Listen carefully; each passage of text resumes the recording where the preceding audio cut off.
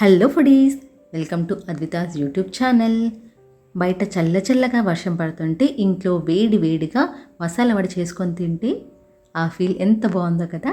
అలాంటి tasty and యమ్మీ మసాలా వడ ఎలా చేసుకోవాలో ఇప్పుడు చూసేద్దాం. ముందుగా ఒక గ్లాస్ శనగపప్పు, కొద్దిగా పల్లీలు, ఒక గిన్నెలో తగినన్ని నీళ్లు పోసుకొని 3 గంటల సేపు నాననివ్వాలి. తర్వాత ఒక కట్ట తోటకూర, కొద్దిగా కరివేపాకు, కొత్తిమీర సన్నగా తరుక్కొని పక్కనుంచుకోవాలి. గుర్తుంచుకోండి, తోటకూర ఎంత ఎక్కువగా వేస్తే అంత టేస్టీగా ఉంటాయి వడలు. ఇప్పుడు 4 మీడియం సైజ్ ఉల్లిగడ్డలు సన్నగా తరిగి పక్కనుంచుకోవాలి. ముందుగా నానబెట్టుకున్న శనగపప్పు నుండి నీటిని వేరు చేసి మిక్సీలో కొద్దిగా వాటర్ వేసుకొని బరకగా వచ్చే వరకు వీడియోలో చూపించిన విధంగా కన్సిస్టెన్సీ వచ్చేలా గ్రైండ్ చేసుకోవాలి.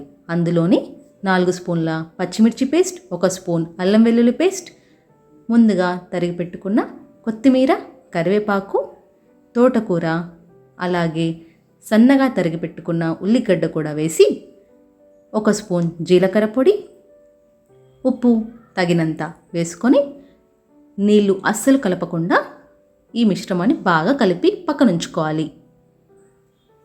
ఇప్పుడు ఒక కడాయి పెట్టుకొని తగినంత నూనె వేసుకొని వేడైన తర్వాత ఒక ఆకు మీద కానీ ప్లాస్టిక్ పేపర్ మీద కానీ మనకు నచ్చిన సైజులో పిండి మిశ్రమాన్ని ఒత్తుకొని మీడియం ఫ్లేమ్లో పెట్టి ఎర్రగా ఫ్రై అయ్యే వరకు నెమ్మదిగా వేయించుకోవాలి.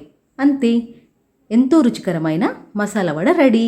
దీనిని చాట్ మసాలాతో కానీ టొమాటో కెచప్తో కానీ సర్వ్ చేసుకుంటే అద్భుతంగా ఉంటుంది. ఇలాంటి మరిన్ని ఇంట్రెస్టింగ్ రెసిపీస్ కోసం like, share and subscribe to Advitha's YouTube channel. Thank you for watching.